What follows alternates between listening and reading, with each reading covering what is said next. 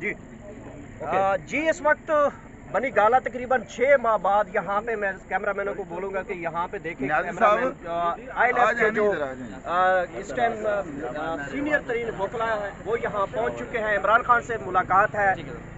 میں سیدھا سوال کروں گا خان صاحب سے, بتائیے گا کہ آج کل تو آپ بڑے وائرل ہیں, لوگ شاید آپ کو گرفتار کرنے کے بھی پلان میں ہوں گے. یہ اسلام آباد خان صاحب کے لیے پیشیوں کا شہر بنتا جا رہا. ہم نے تو سنا تھا کہ کیپٹل سٹی ہے, لیکن عمران خان کے لیے تو پیشیوں کا شہر بن گیا. اس کی وجہ یہ ہے کہ اسلام آباد میں کیس بنانے والے بنسبت صوبوں کے ذرا زیادہ طاقتور ہیں. جی جی جی جواب میں نے دے دیا. اچھا, جو کیس بنا رہے ہیں وہ بنسبت صوبوں کے کچھ زیادہ طاقتور ہیں. آج کیا مشن لے کے خان صاحب کے پاس پیش ہو رہے ہیں, کیا آج کی اسٹریٹجی بنا رہے ہیں؟ خان صاحب مشن تو نہیں ہے, میٹنگ بلائی ہے خان صاحب نے 8 بجے اور اپنی لیگل ٹیم کی. دوسری بات یہ ہے کہ کل میں نے خان صاحب کی طرف سے 7 کیسز دائر کیے ہیں, خان صاحب اور ان کی اہلیہ کی طرف سے اسلام آباد ہائی کورٹ میں. اس نسبت فائلیں لایا ہوں, خان صاحب سے ذرا ڈسکس کرنا ہے. 2 بڑی اہم خبریں ہیں. ایک تو IMF جو 13 ماہ سے ہم بکواس سنتے رہے کہ یہ معاہدہ عمران خان نے توڑا, IMF سے معاہدہ عمران خان نے توڑا, عمران خان نے توڑا, عمران خان نے توڑا, اور ملک معاشی صورتحال جو جنگ میں جانا پڑا یا مہنگائی کرنی پڑی. لیکن وہی IMF جو ہے وہ زمان پارک میں عمران خان سے ملاقات کرنا گیا. PDM کہتی تھی کہ 13 ماہ ہم سنتے رہے کہ یہ معاہدہ عمران خان نے توڑا ہے. جی تو پھر IMF کیا کرنے گئی تھی وہاں پہ؟ دیکھیں IMF قرضہ دے رہی ہے پاکستان کو, اور IMF اور تمام انٹرنیشنل جو انٹیٹیز ہیں ان کو علم ہے کہ پاکستان میں سیاست جو ہے وہ ڈنکا خان کے نام کا بج رہا ہے.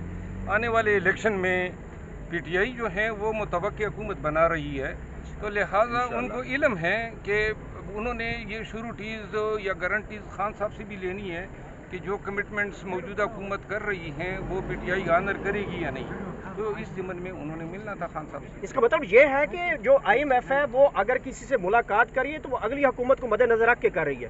جی تو کون یہ خان صاحب کو اگنور کر سکتا ہے یا PTI کو؟ PTI جو ہیں وہ ایمیننٹلی نئی گورنمنٹ, آنے والی گورنمنٹ PTI کی ہے. یہ ڈر اور خوف جو ہے, یہ جو ڈر اور خوف ہیں یہ آلریڈی لوگ اس کو لات مار چکے ہیں, اور انشاءاللہ آئندہ دنوں میں یہ ملیا میٹ ہوگا. دیکھیں 9 مئی کے غبارے سے ہوا نکل چکی ہے. 48 گھنٹوں میں 2 بڑی اہم خبریں ہیں.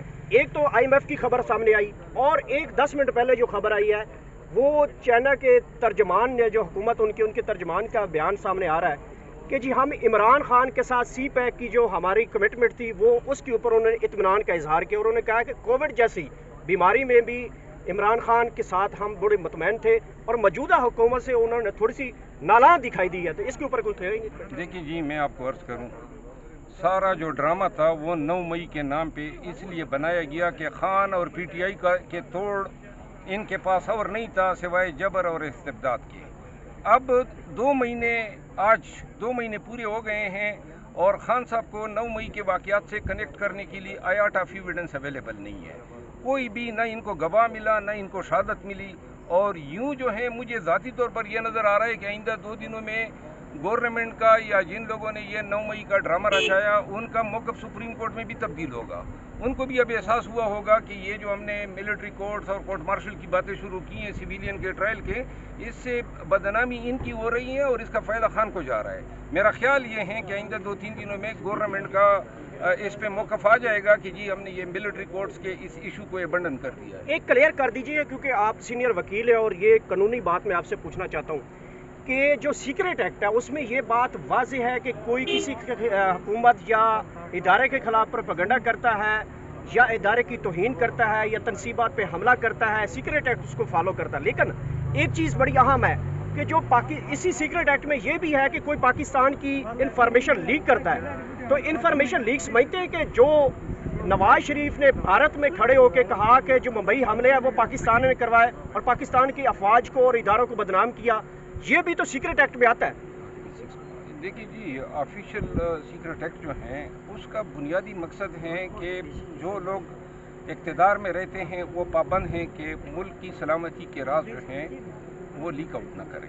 اس کا زیادہ یہ ہے, یہ جو 9 مئی کے واقعات میں آفیشیل سیکریٹ ایکٹ کو اپلائی کرنے کے پیچھے محرک یہی تھا کہ کسی نہ کسی طریقے سے سویلین کے ٹرائل کو کورٹ مارشل کے ذریعے ممکن بنایا جا سکے.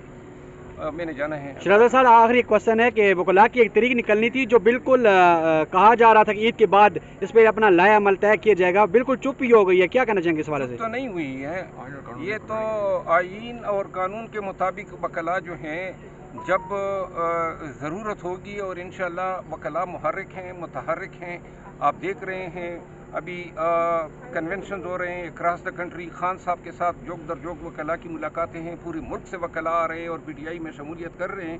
انشاءاللہ جب وقت آئے گا تو وکلاء جو ہیں وہ اس تمام جبر اور استبداد کے خلاف ایک سی پلائی۔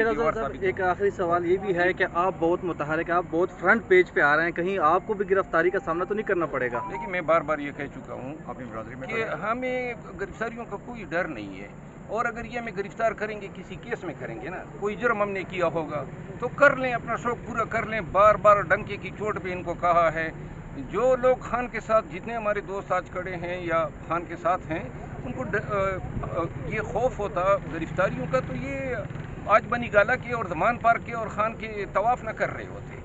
جو کرنا ہے کر لیں، ہم نہ ڈرنے والے ہیں نہ جھکنے والے ہیں۔ سر عام عوام کو ایک پیغام دے دیں، عام عوام کو ایک پیغام دے دیں، عام پبلک کو۔ جی میں تو کوئی لیڈر تو ہوں نہیں، میں تو ایک لیگل ٹیم میں ایک ممبر ہوں خان صاحب کا، لیکن عام عوام کا یہ ہے دیکھیں ڈر اور خوف کو لات مار دو۔ اگر قوم ہو، قوم نہیں ہو تو پھر جھکے ہوئے سر کے ساتھ سڑکیں ناپتے رہو۔ Thank you.